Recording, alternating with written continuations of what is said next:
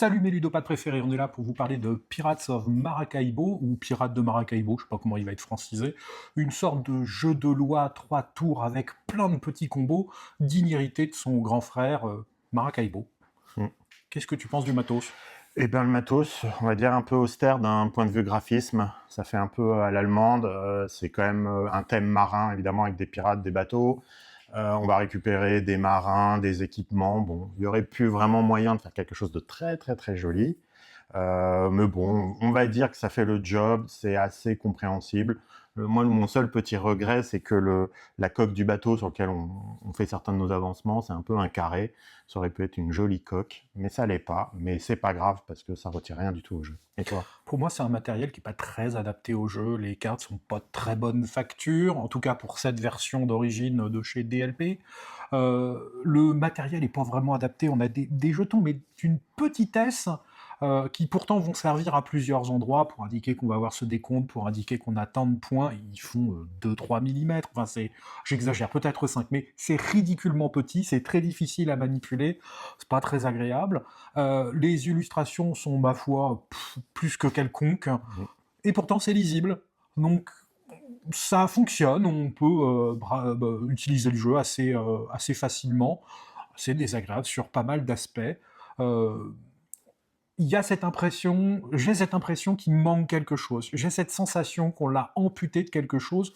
Le bateau, on voit qu'il y a des encoches, en tout cas dans cette version-là, Mm. qui laissent supposer qu'on va y mettre des mâts, donc ça laisse supposer qu'il va y avoir une extension, qu'on a retiré quelque chose du jeu.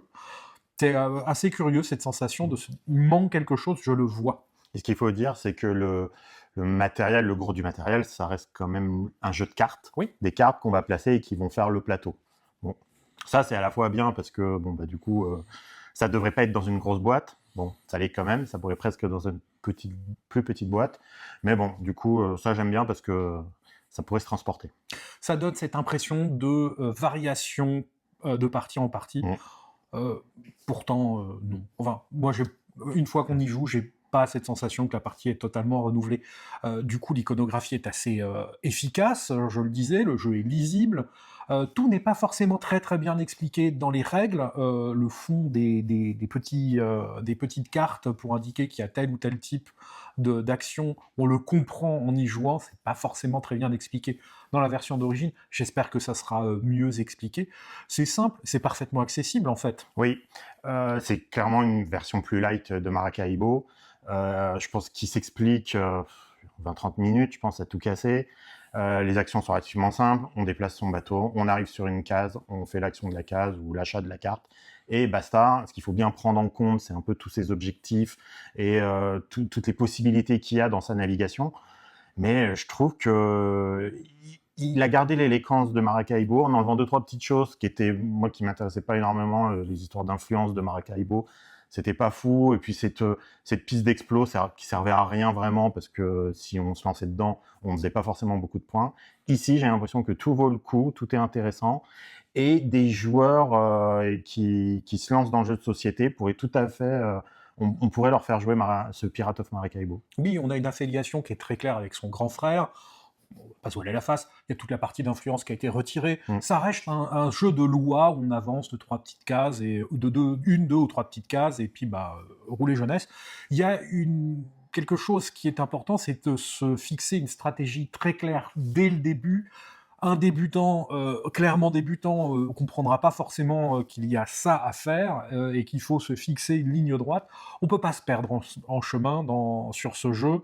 Il est trop ramassé sur ces 3 tours pour Mm. divaguer. Mais à la fois, on t'a donné ces cartes objectifs au tout début, qui sont relativement simples et qui drivent tout de suite. Certes, ça suffit pas, il faut aller en chercher d'autres. Et c'est là où il faut un peu aussi s'adapter. Mais à chaque fois qu'on a réussi à le faire jouer à des joueurs qui découvraient le jeu, finalement, c'est un jeu, quand même, il se prend très facilement en main et rapidement. Et du coup, on pourrait dire, on peut pas le dire pour beaucoup de jeux, mais quelqu'un qui fait sa première partie peut gagner la partie. Oui, il est accessible en Mm. fait. C'est un mot que j'emploie beaucoup, mais il est vraiment accessible, presque familial. Euh, Au-delà des règles en 1 heure, c'est réglé. Il n'y a pas de conflit dans les règles de base. On peut en rajouter si on veut. Ça reste extrêmement accessible. Mm. Et en plus, moi, ce que j'aime bien, c'est que il y a quand même une bonne interactivité entre les joueurs. Sur les déplacements de bateaux, évidemment, dès qu'on commence à être plusieurs sur un même endroit, on va devoir payer des pièces aux autres joueurs, donc on fait attention à leurs déplacements. On regarde aussi les types de trésors qu'ils ont dans leur cale, parce que ça peut donner un indice sur combien ils vont scorer à la fin de la partie.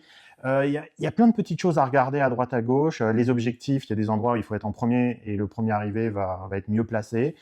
C'est une course, on l'a dit. On peut rusher les tours, ça peut aller très vite les 3 manches si quelqu'un veut foncer à Maracaibo et du coup vous, si vous aviez pris votre temps pour faire votre petit moteur, et ben vous pouvez être pris de court.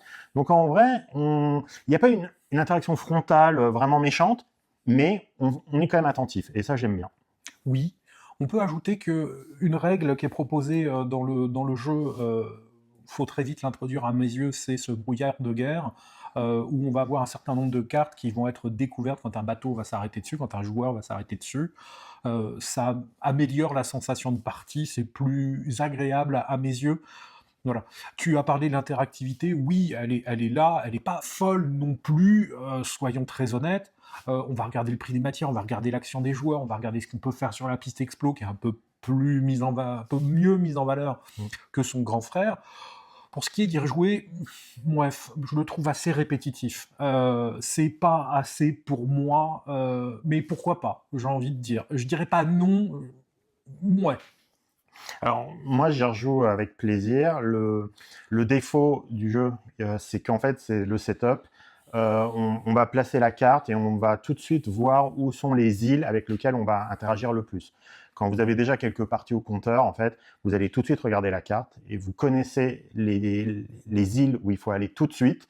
Et du coup, ça, j'aime pas trop parce que j'aime pas me dire, bon, bah, du coup, voilà, j'ai vu mon parcours, ça va être exactement ça sur la carte et je vais pas en déroger et ça m'embête un peu. Et c'est là où la variante avec le brouillard de guerre, certes, amène un peu de flou, mais au moins, on peut pas faire cette analyse du plateau avant qui fait que après c'est un peu, je dirais pas boring, mais voilà, ça peut être le cas.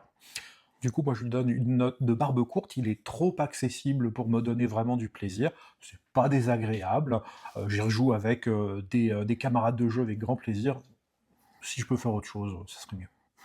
Moi, je lui donne une note de barbe fournie parce que quand on a commencé à y jouer, ça n'a pas, enfin, il n'y a pas eu un effet waouh, mais finalement, on y a beaucoup joué, on l'a fait découvrir à beaucoup de monde. Moi, j'y rejoue avec plaisir à chaque fois. Les parties se ressemblent pas. J'ai pas tout le temps les mêmes cartes objectifs. Les îles sont pas placées de la même façon. Le parcours il change. La situation avec les autres joueurs aussi qui peuvent accélérer ou ralentir la partie fait vraiment qu'il y a un goût différent à chaque fois. Et ça, j'aime bien. Et il va quand même plus vite que Maracaibo, et c'est ça qui est bien, ce qui fait qu'on peut le sortir un soir, et on n'est pas obligé d'y jouer que le week-end. Voilà. Exact. Sur ce, salut! Ciao!